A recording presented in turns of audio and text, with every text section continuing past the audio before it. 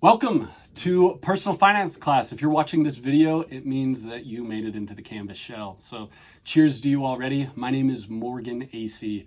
I'm a professor at the University of Wyoming that teaches a handful of adjunct classes, and I'm excited to have you in this class. This will serve as your welcome video and as your week one video. And so you can use this video. It'll be on the homepage and it'll be in week one module. You can expect a video like this every week. We'll be going over different things in it. And so when you click on week one or week two or week three throughout the semester, there'll be a YouTube link that you can click on that'll take you to one of these videos.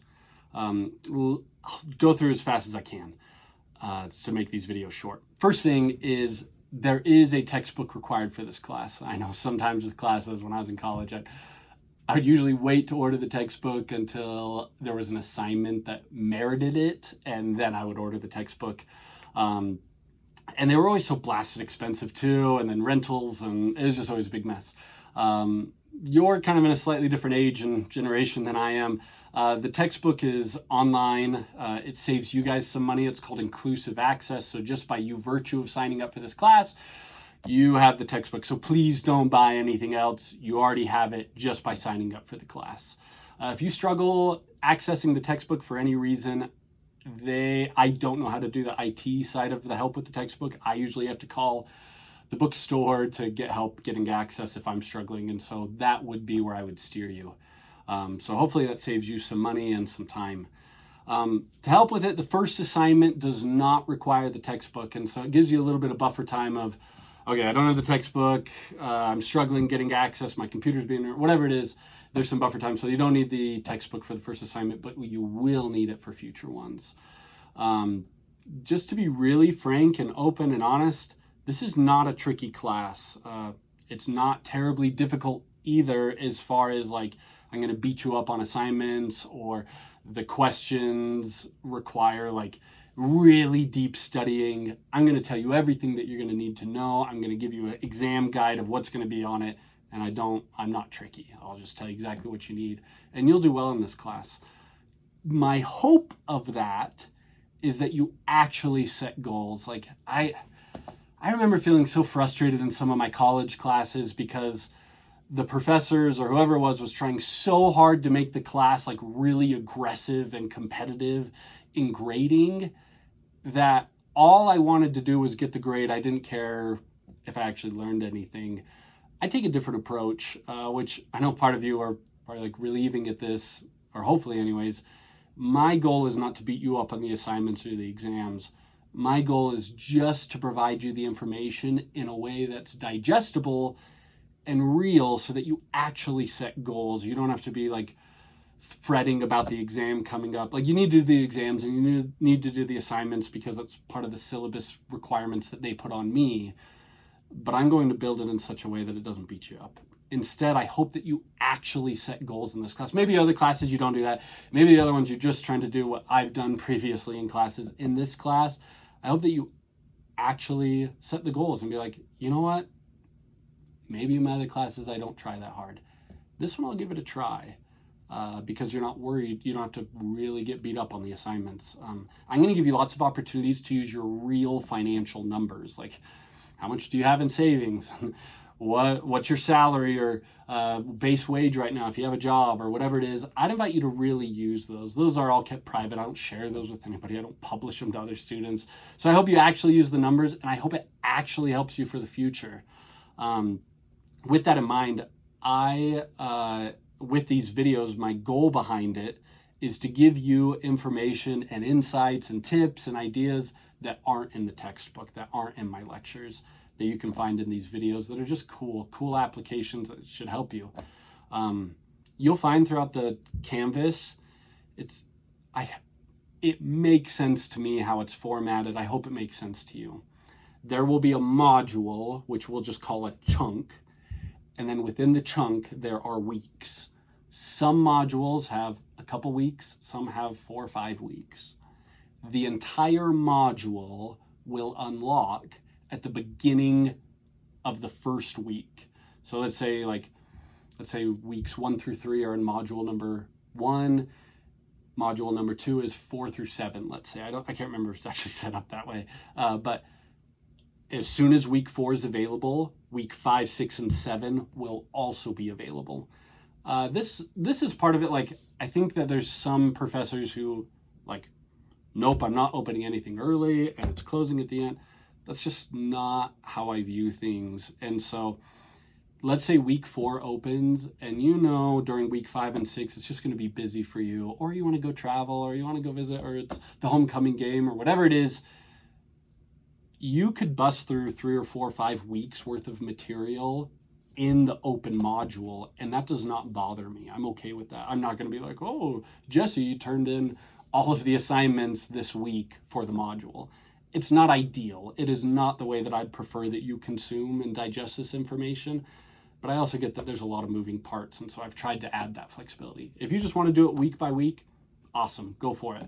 If there's some weeks where you're like, oh, this is a good time, I will tell you I will not be opening modules early. But once they're open, you can go through all the assignments. So I've got some notes to make sure I don't forget anything. I hope you forgive me. The assignments are called PFP. And so sometimes that trips people up. All it is an assignment. At the beginning of every module and the weeks, I will have an exam study guide. You print that bad boy up or keep it open. You could just type in answers or fill them in manually, and you will do really well on the exams. Like I said, I'm not trying to trick you. 2 other things. First one is, I wrestled a long time with how to do due dates. Originally, it was like this. I would open the assignment on Sunday, and then the assignment would be due on Friday. I would have them graded the next day, Saturday, and you would have your grades for that week, Saturday night. There's some really good pros to that. You know your grade pretty quick. Because I had I had some classes when I was in college where the professors would take so long to grade and insert assignments into Canvas of what the grades were. And that was really frustrating to me. So I hold myself very high accountable to like, no, this is my job. I'm going to get you grades quickly. There were some students, though, that I did a poll and I said, okay, what if we opened the week on Sunday and I closed it on Sunday, but I wouldn't be able to get you your grades for that week till the following Saturday. So it'd be 6 days after it closes. So instead of 1 day after, it'd be 6 days after. But it also gives you 2 more days to work on the assignment. And I did a bunch of polls and opinion polls on it of like, what would you prefer? And it was overwhelming. Most kids wanted it Sunday to Sunday, and it delayed the grades by six days. So that's what I do right now. I hope that works best for you. Know that with part of that, if you wait till Saturday night or Sunday to open up the assignment, which it doesn't bother me if you do, it might be a little harder to get IT help or help from me, because I'm big on family time. I have 4 kids. I love them. I love spending time with my wife. And so email's a little more hit or miss on the weekends. And so if you email me Sunday at 3 p.m. and say, hey, Professor AC, this isn't working, it's going to be a lot harder to give extensions for stuff like that. So my recommendation is that you look at the assignment early, make sure everything works, and then I don't care when you do it as long as you hit the due date. So I hope that makes sense. If you ever need extensions with stuff, I'm pretty flexible actually. Just email me. If you give me heads up, I almost always provide extensions. If it's an hour before the assignment's due, I'm going to have a lot harder time justifying the extension. So just keep in contact with me. That leads me to my final point. 2 more points. Really, I'm trying to do this as quick as I can. I have tons of hyperlinks to the IRS pages and lots of different stuff to help you with personal finance. As of right now, today, when I'm recording this, every link, every video, every assignment works, and everything's working. The internet's frustrating sometimes because the IRS changes stuff, or they move stuff around, or they delete a page, or they move it somewhere else. If a link is broken, like, you haven't done anything wrong, just email me and say, hey, Professor AC, this link isn't working, or it's not loading right.